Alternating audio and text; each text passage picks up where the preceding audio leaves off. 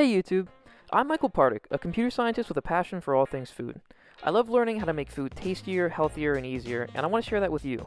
Today I'll be showing you Penne Alla Vodka. If you've never made tomato sauce from scratch, this is the perfect dish for you.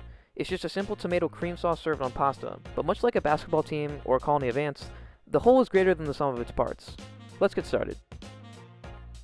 First, add 2 tablespoons each of butter, salted or otherwise, and a bold extra virgin olive oil to a large pot set over medium-high heat. It should start bubbling like this.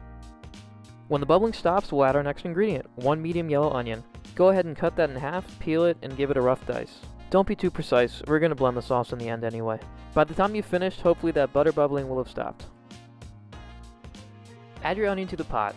No, not the skin. And let it sweat until translucent. Just enough time to mince up 2 cloves of garlic. Feel free to mince your garlic while your onions are cooking instead of right after cutting your onions like I did. I'm not so good at planning.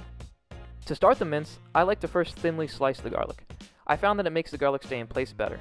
I think it's because thin slices can't really roll, and they have a lot of surface area with garlic juices helping them stick to the cutting board. When your onions look like this, add your garlic along with a half teaspoon of oregano and a healthy pinch of pepper flakes. Unhealthy is fine too. Give it a stir and cook until fragrant, about a minute. Time to add the meat of the sauce, tomatoes.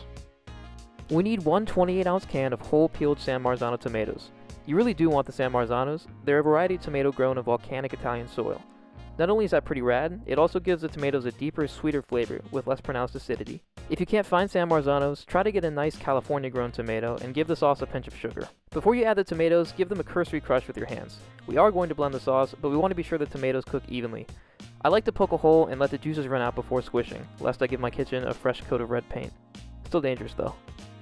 Double fisting highly encouraged. Now go ahead and tuck in a sprig of basil. Please don't skip this. The basil gives the sauce a fresh flavor that canned tomatoes lack, plus the basil really needs a nap. Let that simmer for around 30 minutes or until the sauce has reduced to about 4 cups. Now let's contend with the other meat of our sauce, chicken breast. Did I mention this was penne alla vodka with chicken? Simply sliver that breast and let it rest until we've almost finished the sauce. We can also use this time to mince up some parsley. When your sauce is nice and thick, throw out your basil. His job is done. Transfer your sauce to a blender. It's time to add the titular ingredient. And I know what you're thinking. No, not the penne. Add a 1/4 cup vodka and a 1/2 cup cream, then blend until velvety and luxurious. The vodka emulsifies and aromatizes, and the cream adds richness. My blender isn't very good, so my sauce isn't quite as silky as I want it to be. It still tasted pretty good though. Add your sauce, silky or otherwise, back to the pot and bring it to a simmer. If this goes anything like it did for me, the sauce is going to get everywhere. I recommend a splatter screen or mentally preparing yourself to clean up later. Now it's time to make the pasta. You'll need a pound of short tubular pasta like ziti or penne. Look for a rough texture like this. That'll hold on to the sauce better. If there's one thing you should know about cooking pasta, it's that you don't need to boil it and you don't need a lot of water. Wait, that's 2 things.